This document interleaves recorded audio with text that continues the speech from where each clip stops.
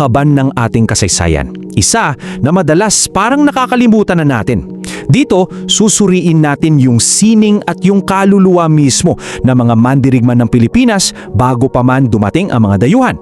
Di ba madalas nating naririnig na yung kasaysayan daw natin nagsimula sa pagkatalo? Pero, teka muna, totoo ba yun?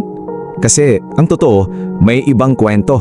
Isang kwento ng tapang at galing na matagal nang nandito. Isipin nyo to, bago pa man may mga barkong dayuhan na dumaong dito, ang mga isla natin, tahanan na yan ng mga sobrang gagaling na mandirigma. At yung sining nila, hindi lang basta paggawa ng kung ano-ano eh. Ito ay sining ng pakikipaglaban, isang mastery kumbaga ng buhay at kamatayan. So saan tayo magsisimula? Siyempre, sa mga sandata nila. Dahil maniwala kayo, hindi to basta-basta lang na mga piraso ng bakal. Ang mga sandatang ito may kaluluwa. Tingnan natin, halimbawa, itong dalawa sa mga pinakasikat. Una, yung kampilan. Isa tong mahabang espada na sobrang lakas ng dating. Simbolo talaga ng kapangyarihan. Ginawa to para sa isang malakas at syak na hiwa. Tapos, andyan din yung kris.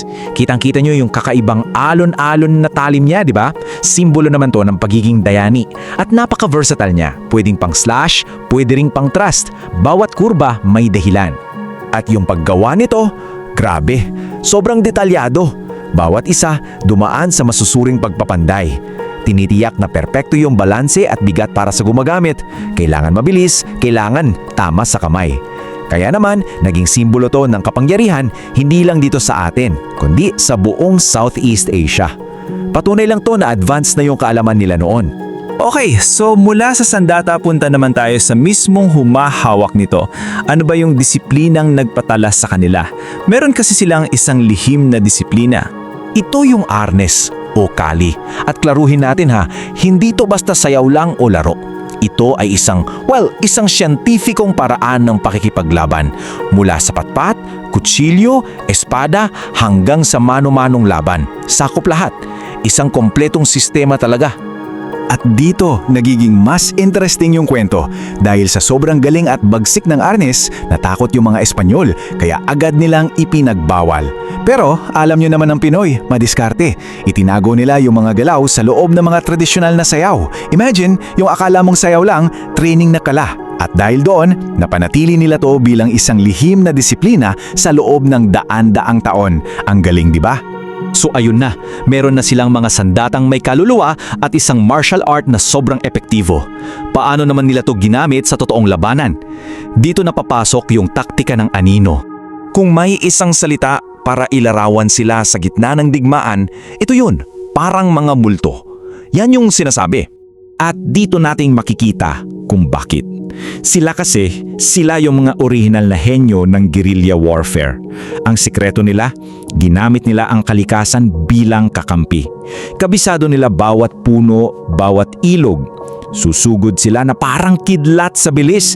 Tapos sa isang iglap, boom, wala na.